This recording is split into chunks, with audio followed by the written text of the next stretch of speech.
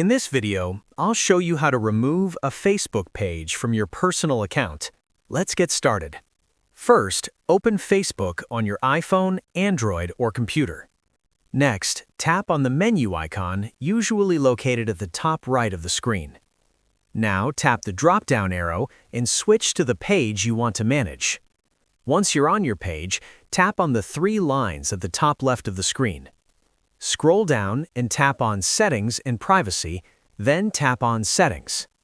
Now scroll down until you find Page Setup and tap on it. From here, tap on Page Access. Before removing yourself, make sure you add another person as an admin, otherwise you won't be able to leave the page.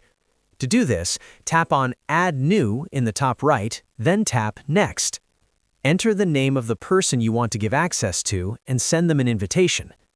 Once they accept, go back to the Page Access section. Now find your account in the list, tap the three dots next to it, and select View Access. Here, you'll see the option to remove yourself as an admin. Tap on Remove Access to disconnect your account from the page. And that's it. That's how you can remove a Facebook page from your personal account.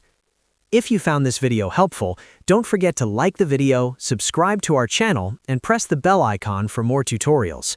Thanks for watching.